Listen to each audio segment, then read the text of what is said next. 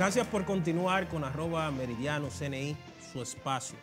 Recuerde que todas las tardes estamos en estudio 88.5 de la frecuencia modulada en el interactivo CNI, donde cada tarde planteamos las cosas como son de 3 a 5 de la tarde y que las entrevistas que realizamos aquí usted puede conseguirla en Canal Nacional de Informaciones en YouTube. Suscríbase a esa página y le va a llegar automáticamente cada día las entrevistas que hacemos aquí. Y hoy, precisamente, vamos a tener una y la vamos a colocar inmediatamente para que la disfruten. Estamos aquí con el ingeniero Radamés del Carmen Mariñez. Así es. Bienvenido. Es un privilegio tenerle. Muchas gracias. ¿Cómo va todo? Bueno, mucho trabajo, ¿verdad? Qué bueno que haya sacado el tiempo. Sí, no, bueno. Pero la gente quiere saber un poquito más de DESUR, de usted y de sus planes. Primero que todo, para que la gente vaya conociendo un poquito más sobre su gestión y todo eso, debemos ir a la génesis. ¿Quién es Radamés del Carmen? ¿Dónde estudió? ¿Dónde se desarrolló? Si es un enganchado a la política que está ahí o es un técnico que estudió. Me gustaría que me hablara un poquito de sus inicios. Bueno, rápidamente, yo soy ingeniero eléctrico de la Universidad Autónoma de Santo Domingo. Ingresé a la CDE con una E en el año 1993. Debió ser julio del año 1993, Centro de Operaciones en Herrera. Todavía, ya en ese momento había terminado el pensum de ingeniería y me faltaba hacer la tesis. Y luego de hacer la tesis, entré al área de reparación de avería de Santo Domingo y de ahí fuimos a Santiago a unas mejoras que implementamos acá. Nos solicitaron que la hiciéramos allá, me trasladé a Santiago y en Santiago empecé a crecer hasta que llegó Unión Fenosa. La capitalización, año 99, se transforma la CDE en lo que hoy es DESUR de Norte de Este, empresa de generación Itabo Eje Jaina, la empresa de transmisión y la empresa hidroeléctrica, más la UER, la Unidad de Electrificación Rural. A mí me contrataron los españoles porque ellos tuvieron la opción de liquidar todo el personal y contratar a lo que les interesaba y me mandaron a estudiar a su universidad corporativa en España, Unión Fenosa, en Ávila. Y después que vine de allá, que fue un curso intensivo de lo que es el negocio eléctrico de distribución en todas las vertientes, vine y empecé a ocupar ya cargos importantes. El primero fue miembro del PMG, del Programa de Mejora de Gestión de DESUR de Norte, cuando se estaba transformando lo que era CDE en una empresa ya de distribución. Y luego me tocó ser jefe del sector Santiago, más adelante. Luego vine a Santo Domingo ya como jefe de la zona Santo Domingo y San Cristóbal. Y en ese periodo llegó el gobierno del PRD en el 2000 y en el 2003 recompraron las empresas eléctricas. Y seguí trabajando en esos momentos en la administración del ingeniero César Sánchez. Luego volvió el PLD y vino Rubén Bichara. Ahí conocí a Bichara en el 2004, me encontró en EDESUR, seguí trabajando con Rubén. Y bueno, después volví a de Norte en algún momento y después volví a CDE con Rubén ahora en el 2012. Y desde la CDE fui a EDESUR, designado por el señor presidente, el licenciado Danilo Medina, como administrador gerente general de EDESUR, pero soy un hombre del sector eléctrico y básicamente del sector eléctrico de distribución y comercialización. O sea, que usted echó los dientes trabajando con cables y con electricidad. Desde antes de graduarme. Así Mire, es. hay algo que en la República Dominicana se ha estado hablando bastante. Ya conocemos que usted es una persona que tiene bastante conocimiento del sector eléctrico. Y uno de los temas fundamentales que se trata es precisamente que en estos últimos días, a propósito de un comentario que hacía el señor Ernesto Selman, que es economista, él dice que el problema de la energía eléctrica en la República Dominicana es precisamente el tema de la distribución, más que la generación, más que la construcción de plantas. Usted, que es uno de los miembros que trabaja con el tema del pacto eléctrico, que vamos a hablar un poquito más adelante de eso, ¿cuál es su opinión? ¿Es realmente la distribución el problema donde hay que invertir tanto dinero y no se genera tanto y el gobierno tiene que subsidiar y eso hace que gasolina se ponga cara y que dólar y que todo eso? ¿Cuál es su opinión? El problema es integral, no es un problema solo de la distribución. Y es por eso que nosotros, cuando estamos en el periodo 12-16, yo estaba con Bichara en CDE, se elaboró el plan integral para la solución de los problemas del sector eléctrico, que es el que estamos... ¿En qué consiste eso? ¿En qué consiste ese plan? Nosotros miramos del déficit de ese momento, que rondaba alrededor de entre 1.200, 1.300 millones de dólares al año, cuáles eran las causas que lo producían. Y entonces nuestro plan fue a determinar qué acciones nosotros teníamos que hacer para mitigar ese déficit, para que el gobierno no tuviera que traspasar 1.200, 1.300 millones de dólares hacia el sector eléctrico. ¿Y qué sale de ahí? Salió que de cada centavo de dólar que nosotros le bajásemos a la compra de energía, eso significaban 110 millones de dólares menos en el déficit.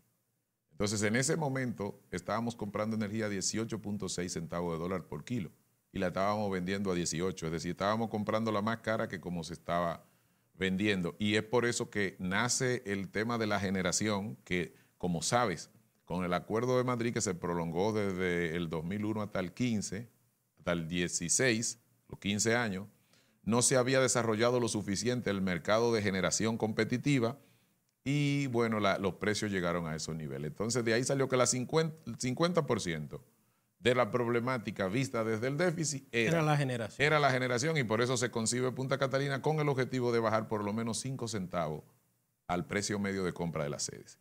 El segundo gran problema efectivamente es el problema de distribución, sobre todo el tema de las pérdidas y la comercialización. Y en ese plan, el 35% del peso, y eso significaba, fíjate que si nosotros éramos capaces de reducir las pérdidas técnicas, eso iba a significar para el déficit 450 millones de dólares. Pero bajar 5 centavos significaba, bajar 6 centavos, que fue lo que nos propusimos, significaba 660 millones de dólares del momento. O sea, el centavo... El centavo al precio de compra con generación competitiva, y lo otro era bajar las pérdidas a las pérdidas técnicas. Con la salvedad de que para tú bajar de ese momento 35.6 las pérdidas a la pérdida técnica, tiene que hacer una inversión cuantiosa y además necesita un tiempo más largo que lo que se lleva a construir una central termoeléctrica, que fue lo que se decidió. Y en ese sentido lo que se acordó fue, y lo que hemos hecho y lo que estamos haciendo es hacer ambas cosas. Al final es producir una baja en los precios de la generación para que las sedes puedan adquirir la energía con margen que le permita operar. Una. Dos, bajar las pérdidas, y eso lo estamos haciendo. Y tres, administrar las empresas con un criterio de empresa, administrarlas de manera eficiente. Y eso, justamente como te lo he contado, son los temas que de alguna manera hemos discutido en el pacto eléctrico y son los compromisos que se asumieron ahí. Una pregunta, pero la gente dice, nosotros tenemos que hacernos eco de lo que dicen las personas, que Punta Catalina, en esa misma silla, estuvo don Celso Marrancini, miembro de la comisión que dio el informe, todo eso. Y él dice que Punta Catalina estaba, según lo que la comisión indagó, estaba a un precio razonable, pero que no debía pagarse un chele más. Ahora sale que la empresa Odebrecht está demandando por 708 millones de dólares a la empresa, a la CDE, y también que Tecnimont está demandando por 724 millones de dólares. No sabemos si es lo mismo, no, es lo mismo. O son... Ok, es lo mismo. Porque es un consorcio. Es un consorcio. La pregunta es, si ahora Punta Catalina, con esos 708 millones, yéndonos a la tesis de que tendría que pagarlo, no hemos llegado a ese punto, pero yéndonos a ese escenario, ¿no encarecería mucho más, al fin y al cabo, la factura eléctrica que lo que ustedes habían pensado? O sea, ese ahorro que usted me habla de 6 centavos de dólares, que íbamos a tener $1 por un lado y 5 centavos por la entrada de Punta Catalina, ¿no se iría al fiasco con esto? Bueno, al final es un tema que está en arbitraje y eso obviamente cuando tú haces un contrato de esa magnitud establece que ante conflictos imprevistos que salgan, cuál es el tribunal que va a dirimirlo. Porque acá lo que estamos es un tema digamos, de creencias de derecho que tú crees que tienes y de obligaciones, pero al final tenemos que remitirnos a lo que está en contrato. Esos valores adicionales que el consorcio le exige a la CDE, ellos alegan que es por los retrasos que ha tenido el proyecto. pero vamos a ver si los retrasos que ha tenido el proyecto, que es la tesis que ha defendido Rubén Bichara y el equipo que le acompaña, es si la responsabilidad de esos retrasos está en la CDE. Hubo un retraso en la aprobación de los préstamos por BNDES por unos problemas que hubo en Brasil y en lo que es el problema de Petrobras. Ese no es un problema necesariamente responsabilidad de la CDE ni del gobierno dominicano. No, y es un problema de la misma Odebrecht, porque ellos fueron los que tuvieron un problema de reputación, que por eso el banco no quería darle el dinero, no sabía si se lo daba o no. Entonces, desde ese punto de vista, es un tema que está en discusión. CDE ha sido reiterativa en que su compromiso es el precio de contrato y que el resto se discutirá en un arbitraje. Ahora, respecto a de si eso va a encarecer más, encarecería más, diría yo, el proyecto, pudiera en el evento de que CDE o el gobierno tenga que pagar algo más, la central terminaría incrementada en esos valores. O sea, eso es desde ese punto de vista. Desde el punto de vista de lo que es la venta de la energía al Estado, tenemos que recordar que esa central es completamente estatal. Y al final es una energía que se va a vender de una empresa del Estado a otra, es decir, que sería vendida a las EDES al precio más competitivo, al precio que permita solo recuperar la inversión, porque el Estado no tiene la necesidad de tener un margen de ganancia como si fuera, ¿verdad?, una inversión privada. Y en ese sentido es que nosotros estamos esperanzados y además que siempre defendemos donde quiera que vamos de que ese proyecto, lo mejor que puede pasar es que se termine rápido y que entre en línea, porque nos va a permitir, por un lado, acceder a energía más barata y por el otro lado nos va a permitir que nuestros planes de reducción de pérdidas, que nosotros en el caso de Sur estamos trabajando alrededor de 20 circuitos, los cuales se convertirían en circuitos de energía 24 horas, nosotros vamos a poder tener energía a precio competitivo para satisfacer la demanda. Y ahí voy a una pregunta que tú hacías al principio de que planteaba el presidente de la DIE, de que ha habido energía suficiente y que el problema que planteaba en este caso, decía tú, la distribución. y Ernesto Selman decía, hay energía suficiente y que el problema es la distribución.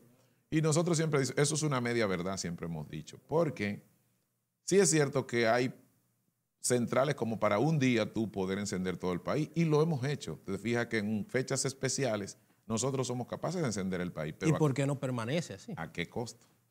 Ese es el ¿Entiendes? El tema es que esas plantas se han quedado muy obsoletas y tienen un precio tal que si nosotros encendiésemos todos los circuitos de las 3 distribuidoras, no pudiésemos pagar la factura. Entonces, ese es un tema que es una energía que se ha quedado muy, muy fuera de precio, no es competitiva, y es ahí donde se necesita, por ejemplo, los 700 megavatios de Punta Catalina en base. Eso permitiría que tú pudieras cubrir toda la demanda a un precio que todavía te queda margen para operar. O sea, que con el margen tú no necesites que el gobierno tenga que aumentar lo que es la transferencia por déficit. En el tema de Punta Catalina, para no salirnos de ahí todavía, subsidio, el gobierno tiene que invertir mucho dinero en dólares a fin de poder mantener el sistema eléctrico estable. ¿Cuál sería el impacto de Punta Catalina en el subsidio que el gobierno tiene que pagar? O sea, ¿de cuánto dinero o de qué por ciento estamos hablando que se reduciría el subsidio? Mira, ahora mismo el déficit del sector eléctrico, que el que va a la distribución, está en el presupuesto en alrededor de 400 millones de dólares. Nosotros, en una combinación de tener energía a un precio competitivo, al precio que nos permitiría Catalina, más reduciendo las pérdidas a alrededor del 15%, que como es el plan que nosotros tenemos en Edesur, ya estaríamos en condiciones, con otras medidas que se han tomado en el pacto, estaríamos en condiciones de llegar al equilibrio y de eliminar ese subsidio que ahora mismo tiene el gobierno. Recordemos que el subsidio tiene 2 componentes. Uno viene vía el déficit con que operan las EDES todavía por las altas pérdidas y por los problemas de eficiencia que tienen, por un lado.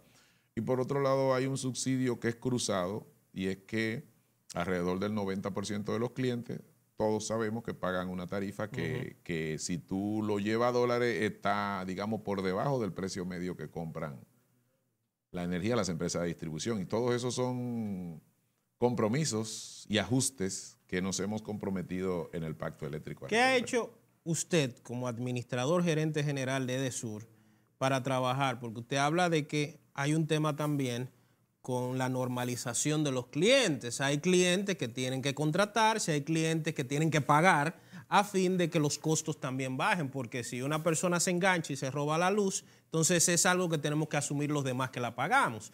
¿Qué está haciendo EDESUR, su administración, para que el tema de la normalización esté resuelto en por lo menos el 95% de sus clientes? Lo primero fue trabajar con la gente, trabajar con el equipo de hombres y mujeres que componen EDESUR, porque de alguna manera habían tenido distintas administraciones con resultados que no eran lo que ellos hubieran deseado y lo que todos hubiéramos deseado, y eso de alguna manera tiende a llevar cierto desánimo, cierto daño en lo que es el clima laboral y cierto, digamos, descreimiento. Ya la gente pierde la fe en que va a venir alguien que lo va a resolver. Entonces teníamos, sobre todo cuando yo llegué, lo que más me enfoqué fue en hacer que la gente creyera que esta vez íbamos en serio y que realmente íbamos a poder ser capaces de transformar EDESUR y que eso la sociedad lo iba a recibir. Eso fue lo primero. Después vimos que la organización no estaba enfocada hacia lo que es digamos, el foco en la que debía.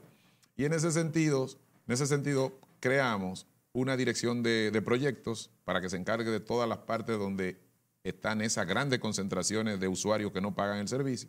Y por otro lado creamos una dirección de control de energía, que le llamamos de control de pérdidas, para que en aquellas zonas, en aquellos circuitos donde no hace falta hacer inversión, nosotros podamos cobrar. Correcto. Eso fue lo primero que hicimos. Luego que hicimos eso, nos metimos a planificar. Llamamos a todo el equipo y dijimos, bueno, nosotros necesitamos transformar esta empresa. Esta empresa está en este punto y en 4 años nosotros la queremos llevar a un punto de equilibrio, al 15% de pérdida por lo menos, bajarla en ese momento, estamos hablando cerca de 29%, y a tener unos gastos que no pasen del 10% de los ingresos y a tener un personal capacitado, comprometido, motivado. A tener un tema institucional, a que la empresa tenga todo procedimentado y no haya discrecionalidad para nada, y mucho menos en el uso de los fondos, y a lograr una calidad en el servicio al cliente. Eso fue lo que nos planteamos y en eso es lo que estamos trabajando. Ahora mismo nosotros estamos trabajando en alrededor de unos 20 circuitos y te puedo contar como un ejemplo, que pongamos ejemplo a Jaina, por ejemplo. En Jaina nosotros estamos trabajando un circuito que tiene 16,000 clientes. Lo estamos rehabilitando y poniendo redes nuevas, medidores, transformadores, luminarias. Pues yo quiero que tú sepas que el 80% de los clientes que estamos normalizando en Jaina son nuevos, o sea, no pagaban el servicio. No pagaban energía. El otro 20% eran clientes, pero no pagaban todo, pagaba una parte. Entonces estamos hablando de más del 80%. Cuando hemos ido a otras zonas, como zonas de Cristo Rey, estamos trabajando en Herrera, en el centro de operaciones que es por allá por los kilómetros de la Sánchez, al final con Luperón, en esa zona del café. En el peor de los casos andamos de 70 a 75. Es decir, los circuitos donde nosotros estamos yendo, el 70 de 70 a 85% de los clientes no pagaban el servicio. Y esos son los que estaban provocando las pérdidas de EDESUR. Cuando nosotros hemos hecho un análisis del área de concesión de EDESUR entera, estimamos que andaban por 300,000 clientes, 300,000 usuarios que no pagaban el servicio. No me diga. EDESUR tiene en matrícula 640,000 clientes. Que esos son lo que, digamos, lo que facturan mensualmente. Entonces, 300,000 no pagaban. 300,000 no pagaban. En los proyectos que estamos trabajando, que abarcan 136,000 de esos usuarios, ya hemos contratado 46,000. Y de ese 46,000, el 75% no pagaba la luz. Tampoco. Hemos entrado a sectores, yo te puedo decir, por ejemplo, el Claret, que está al final de la Churchill. Y ahí nadie, que ahí trae un semillero de gente. Pagaba. Y todos los aires acondicionados de ventana que se quitaban de la zona, ¿verdad?, de mayor nivel económico por obsoleto, por ineficiente, terminaban allá. Entonces, porque no pagaban. Ahí nosotros hemos descubierto que cuando el cliente usa la energía sin pagarla, en promedio se consumen alrededor de 300 kilos por mes. Cuando le ponemos medidores prepago, que es lo que estamos haciendo, redes en altura, imposibilidad de acceder al 120-240, terminan teniendo la misma calidad de vida con 100 kilos al mes. O sea que 200 kilos estaban siendo desperdiciados. Prende esto, prende el bombillo, lo deja todo prendido, el aire. El aire, claro. Entonces, Eso es lo que está ocurriendo. Y en ese sentido nosotros hemos hecho un plan de que para que en estos 3 años poder llevar las pérdidas a los términos razonables. Estamos en nuestro mes número 16, tenemos 16 meses al frente de Edesur. Ya este año vamos a bajar un 2%. Tú que has estado en el sector eléctrico sabes que en el sector eléctrico en general no hay soluciones rápidas. No. Y en el de distribución menos. Ese es el más difícil. Es más difícil. Si tú tienes una curva de carga, de pérdida, que va subiendo para tú torcerla, nada más para que la tuerza y vaya a inclinarla hacia que reduzca, si tiene mucha suerte con las licitaciones y con todos los proyectos, no lo hacen menos de 10 meses. Es decir, nosotros tenemos 16, ya vamos rumbo a bajar 2% este año, tenemos 1.8 asegurado y vamos a terminar de 28.6, terminaríamos este año por alrededor de 26.6 a 26.8. ¿Cuántos circuitos tienen ustedes en 24 horas? El 60% de los circuitos. Eso es mucho. 60%. ¿Y pueden mantenerlo fijo o fluctúa? Porque a veces la gente dice, tenemos 24 horas, pero la luz se va. Entonces, ¿pueden permanecer las 24 horas reales? Son 24 horas reales. Solamente, y es una buena pregunta y aprovechar la oportunidad para aclararlo, solo cuando hay déficit de generación, el sistema mismo, sin que nosotros intervengamos, saca los circuitos 24 horas. O sea que el sistema, para evitar los blackouts, se programa para que en el caso de que salga una unidad de generación de repente, que no esté programada, los circuitos que estén encendidos, que son los 24 horas, son los que le pueden dar posibilidad al sistema de aliviarse. Esos circuitos salen. Y cuando eso ocurre, el Centro de Control de Energía coordina con las EDES el tema del déficit. Y ahí decían, bueno, señores, salió una unidad por tal razón y necesitamos sacar 80 megavatios. Nos piden a cada una de las EDES y para nosotros no abusar, para decirlo de una manera llana, de los circuitos que reciben corte, tenemos obligatoriamente que ir a darle cortes a los circuitos de 24 horas, solo en una situación de déficit, lo que significa que hay una de las centrales que son típicas del sistema fuera, una de las eficientes, los circuitos 24 horas se afectan. O si hay que hacer un mantenimiento o hacer una interconexión, que ya eso es un tema que estamos trabajando para que no se hagan. Pero digamos que los circuitos 24 horas se respetan y todo el que vive en circuito 24 horas puede ser testigo, al menos en el área de Edesur, de que a menos que haya una situación con la generación, nosotros no apagamos los circuitos de 24 horas. ¿Qué han hecho ustedes? Porque si hay algo que quizá la población no entiende, por diversas razones, que no debemos quizá entrar en eso, no entiende por qué tiene apagones. La gente dice, bueno, pero aquí la luz se va mucho.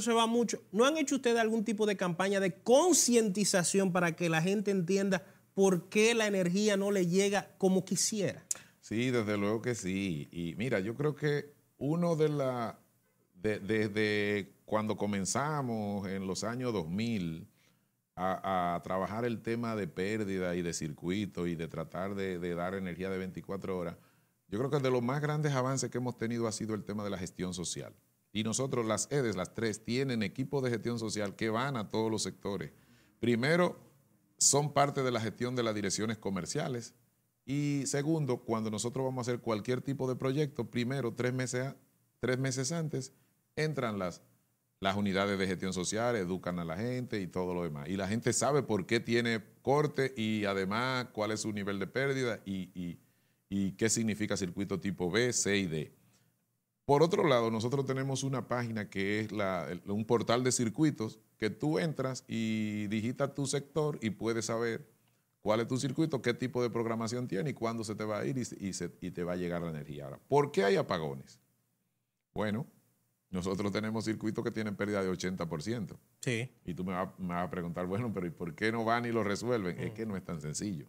Porque para resolverlo se necesitan muchos recursos. Porque son redes que crecieron de manera desordenada. Tú sabes que eres dominicano, sabes cómo han crecido muchos de los barrios de acá. Después que se hace el barrio, la gente compra 2 o 3 metros de alambre, alguien les regala un poste, van por otro lado que les regalen un transformador. Ponen un triple y ya. Un triple, lo ponen y además piensan que eso es de ellos porque no entienden que el flujo de energía eléctrica que va por dentro es lo que se le paga al generador. Entonces, cuando tú llegas a sitios como esos, que así han crecido la periferia de todas las provincias, es prácticamente imposible que tú, con gestión social o invitando a los clientes a que te paguen, te paguen. Tú tienes que necesariamente ir a hacer inversiones, poner las redes alejadas de que el cliente pueda acceder, sobre todo el 120 y 240, instalar medición remota, que ya no instalamos medidores convencionales, instalamos medidores telemedidos o de prepago. Y muy importante, sobre todo, se hace lo que es un pacto social. Es decir, miren, yo sé que ha habido un ciclo eterno de que yo no te doy energía porque tú no me pagas. Y tú no me pagas porque yo no te doy energía de calidad. Se hace un pacto social y decimos, yo te voy a dar energía de 24 horas. Y tú me vas a pagar a mí. Mira, yo estoy invirtiendo aquí 200 millones de pesos, pero yo necesito que rompamos este ciclo. Tú vas a ganar mejor calidad de vida y nosotros vamos a cumplir con la responsabilidad que es de suministrar un servicio. ¿Y cuál ha sido la efectividad de ese plan? Excelente, la verdad. Eso yo creo que hay una luz en el camino y en ese sentido yo me atrevería a asegurar, me atrevería a afirmar que en el caso particular de DESUR, nosotros vamos por muy buen sendero, porque este año, como te decía, vamos a bajar la pérdida a un 2%. El año que viene, los proyectos que tenemos en ejecución nos llevarían a bajar la pérdida no menos de un 4%. Que es muy bueno. Y al siguiente año estaríamos en un nivel más o menos similar, con lo cual estaríamos ya por debajo del 20%, rumbo al 15%.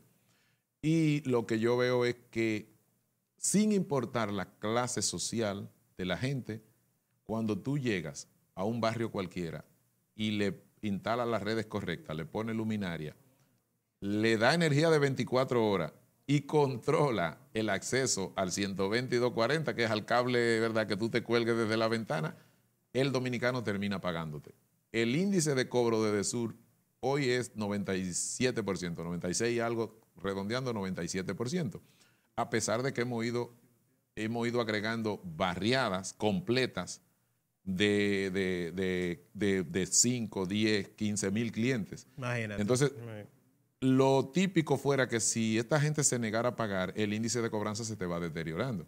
Sin embargo, el índice lo que ha ido es mejorando. Nosotros hemos mejorado el índice de cobro en alrededor de un 2%. ¿Qué significa eso? El dominicano, si tú le das energía, te paga. Ahora, si el problema de los apagones es más complicado. Una parte te paga porque tengo que defender, ¿verdad? Hay gente que paga la energía voluntariamente y bajo cualquier circunstancia, pero el otro grupo es muy renuente a pagarte cuando tienen problemas de apagones, de redes malas, de trafos en mal estado, de falta de luminarias. Y estos proyectos, que afortunadamente hemos conseguido el apoyo del Banco Interamericano de Desarrollo, BID, del Banco Mundial, de los fondos OPEP, de los países OPEP, los fondos OFID de los países OPEP y del Banco Europeo de Inversiones ahora, más que EDES como EDESUR, que han mejorado sus cobranzas, han tenido ya capacidad propia de hacer otros proyectos. Entonces nosotros estamos ahora ejecutando proyectos, estamos trabajando en circuitos que son financiados con la banca multilateral, pero también estamos trabajando en circuitos que son financiados por EDESUR y en algunos que otros también que son financiados por el sector privado. Es decir, hemos hecho un acuerdo, hemos hecho una licitación, el sector privado pone la inversión y yo se la pago a partir de que me entregue el circuito completamente saneado con la misma recuperación. Entonces dinamiza ahí el sector y la gente también recibe el pago. Una pregunta, yéndonos ahí mismo a EDESUR, usted habla de 16 meses su gestión. Así es. Deme 3 puntos fundamentales que usted diga, bueno, lo he hecho muy bien. Y deme 3 puntos donde usted diga, tengo que trabajar más ahí. Pero que la gente, por supuesto, lo entienda en el lenguaje no técnico. Usted es un hombre muy técnico, pero ahora en el lenguaje llano. ¿Qué 3 puntos positivos y negativos usted lo ve en su gestión de 16 meses? El primero, el equipo. O sea, fíjate que tú mismo me contabas en off una experiencia de que fuiste y una persona que ya se iba a comer dejó, ¿verdad? Puso en pausa su almuerzo y te atendió. Entonces, para mí, lo primero que yo resalto es que cuando yo llegué, había terminado un estudio de clima laboral y la organización estaba en estado de desinterés y de apatía. Sin embargo, hoy tú llegas y hay ese dinamismo, la gente está en armonía, la gente está, digamos, conectada con el objetivo que nosotros le planteamos y con ese plan estratégico, eso que nosotros llamamos el ADN de la nueva EDESUR. Y ese entusiasmo hace que seamos más productivos y que los resultados se consigan incluso teniendo que hacer un menor esfuerzo. Yo diría que ese es el primer punto. El segundo punto necesariamente pasa por las cobranzas. Es decir, nosotros hemos cobrado en lo que vamos de gestión alrededor de 4.000 millones de pesos más.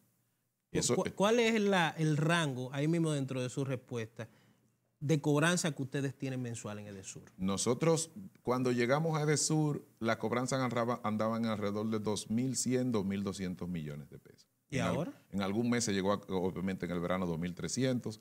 Es probable que se haya llegado a 2.400 alguna vez. Sin embargo, nosotros en Edesur llegamos por primera vez a 2.500 millones en este verano. Luego al siguiente mes llegamos a 2.600 también por primera vez. Al tercer mes llegamos a 2.700 también por primera vez. Y el mes pasado llegamos a 2.800 millones también por primera vez. Es decir, tuvimos 4 meses consecutivos. Aumentando 100 millones. Y además cobrando una cobranza histórica récord. Eso ha permitido a Edesur poder afrontar una deuda que encontramos con suplidores de contratas y de materiales, bienes y servicios. Hemos podido con eso, más el apoyo que está en el presupuesto de parte del gobierno central, tener la deuda de los generadores en cero. O sea, para mí, y ahí tú me decías que cuál era el tercero, si yo te digo, el segundo te dije que es la cobranza y el tercero te he dicho es digamos, el manejo que hemos hecho de la deuda, llevando por primera vez la deuda de los generadores al día, la tenemos al día, llevando la deuda que encontramos de los suplidores a la deuda no vencida, es decir, ya estamos sobre la deuda de las facturas recientes que nos han pasado. Y un punto muy importante es la parte del fortalecimiento institucional. Nosotros hemos visto que se ha devuelto, Edesur se ha devuelto la credibilidad en los procesos de compra y de contrataciones que hace Edesur. Cada vez son más los que se interesan, cada vez los precios a que nosotros estamos vendiendo, a que estamos comprando son más competitivos, porque como estamos pagando mejor, se interesan mejores empresas. Y en ese sentido también es un punto luminoso lo que nosotros hemos hecho desde el punto de vista de las compras, por la mejora de las cobranzas. Y también, finalmente, no debo dejar de mencionar que nosotros hemos hecho un buen trabajo en la parte jurídica. ¿Por qué? Nosotros, fíjate, cuando nosotros llegamos, recibíamos alrededor de 40 demandas al mes. Y en ese periodo de los últimos 4 años, Edesur había pagado 1.100 millones de pesos en demandas. Nosotros llegamos y después que llegamos no hemos perdido, el equipo jurídico no ha perdido una demanda más. Tenemos un equipo que trabaja, yo les digo que llegan primero que los bomberos a los sitios, junto con jurídica, el área técnica. Hemos hecho los contactos con las instituciones que están relacionadas con temas de accidentes y demás. Hemos hecho el trabajo con la Procuraduría General de la República y con la Fiscalía del Distrito Nacional. Y nosotros hemos bajado, que nosotros recibimos ahora alrededor de 10 demandas al mes. Y las 10 son más de temas comerciales, no son de temas. Lo que ha implicado también un enorme alivio en lo que son las finanzas de Edesur. Correcto. Porque ahora, en vez de yo dedicar 270 millones, como nos tocó pagar en el año 16, a pagar demandas, lo estoy usando para rehabilitar circuitos, comprar medidores de prepago, medidores de telemedida y darle 24 horas de servicio a la población. 3 retos, brevemente, que usted tiene en su gestión, quizá para los próximos 16 meses, que esperamos que siga ahí. Te mezclo los 3 retos con las 3 cosas que me preguntabas que no estoy satisfecho. Es decir, yo todavía pienso, y ahí están los retos. Primero, el primer reto de todo es bajar las pérdidas. Es decir, el equipo que yo dirijo va encaminado a romper el mito de que las pérdidas nada más se han podido bajar alrededor de 1% por año y que es una cosa imposible. Nosotros, con este 2% del 17, más lo que va a pasar en el 18 y 19, deberíamos estar cerca del 10% de pérdida y por primera vez tener una empresa de distribución de República Dominicana con pérdida por debajo de 20%. Ese es el primer reto. El segundo reto tiene que ver con la calidad del servicio. Es decir, estamos trabajando para que los circuitos que son 24 horas sean 24 horas y que los circuitos que ahora están en tránsito de inversión y que están recibiendo cortes también pasen a ser 24 horas. O sea, cambiar la cultura energética. Con calidad. Y tercero, los circuitos que reciben algún corte, que sean esos cortes nada más. Y que que después que termine el corte no entren en todo en avería y entonces tengamos esa irritación de la gente. Ese es uno de los retos que tenemos. Y el otro reto viene por la parte del tratamiento a los clientes, a la población. Es decir, nosotros estamos trabajando para que la ciudadanía reciba y sean ellos los que nos valoren y nos califiquen como que le estamos dando un buen servicio, como que nos estamos anteponiendo a sus necesidades y como que en el momento en que una surja, porque siempre una empresa que maneja tal volumen de clientes, siempre vamos a tener problemas, ellos noten que hay un equipo atrás motivado y dispuesto a dar una respuesta en el menor tiempo posible. Hay un cuarto reto que se lo quiero dejar ya para el final, que vuelva. Tiene que volver para que hablemos del pacto eléctrico, porque se me acabó el tiempo. Pero claro, cuando quiera, Onyx. Gracias por venir, ha sido un honor y hablar en este... Yo me siento cómodo hablando de electricidad y veo que usted también. Ustedes, esta tarde nos encontramos en Estudio 88.5 FM en el Interactivo CNI. Recuerde que hoy mismo tendrán esta entrevista para que usted la desmenuce y escuche todo lo que nuestro amigo el ingeniero Radamés del Carmen nos dijo hoy. Hasta mañana, cuídense.